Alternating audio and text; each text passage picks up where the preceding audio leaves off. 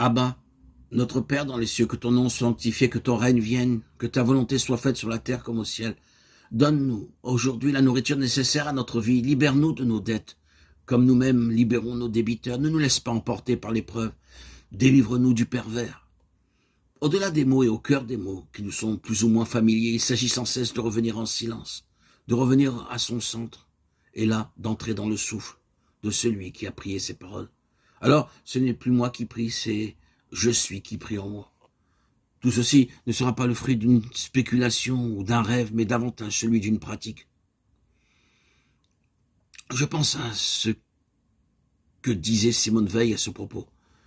Je me suis imposé pour unique pratique de réciter les Notre Père une fois chaque matin avec une attention absolue.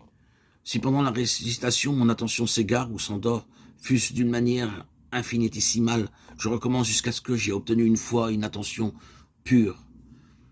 La vertu de cette pratique est extraordinaire et me surprend chaque fois, car quoique je l'évoque chaque jour, elle dépasse chaque fois mon attente.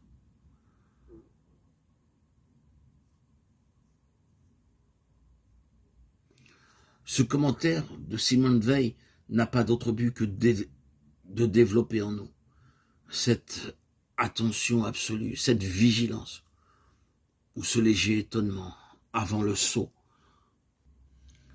Le Notre Père est un condensé de la prière juive, c'est-à-dire d'une tradition.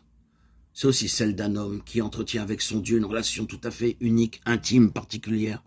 Entrer dans la prière de Jésus, Yeshua, c'est entrer dans son désir, sa volonté, sa faim et sa soif.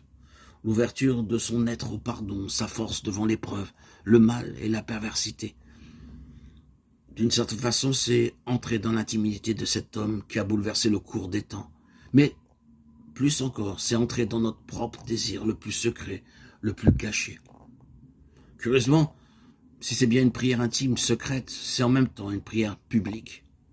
Elle ne commence pas par un « je », mais par un « nous ». Si, d'un point de vue anthropologique, cette prière nous révèle quelque chose des profondeurs de l'humain et nous révèle que ce fond est relation. Relation verticale à la source ou au Père, mais aussi relation horizontale au frère. Dans le Notre Père, on commence par dessiner l'horizontale avant que le mot Père et sa verticale ne donnent à cette prière la forme du signe de la croix.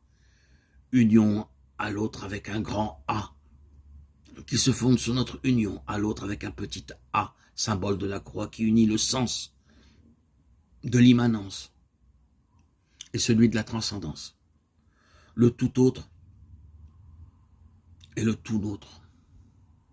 Notre est au cœur du signe de la croix, c'est la rose ouverte et offerte au plus humain et au plus divin. Ainsi, on ne prie jamais seul.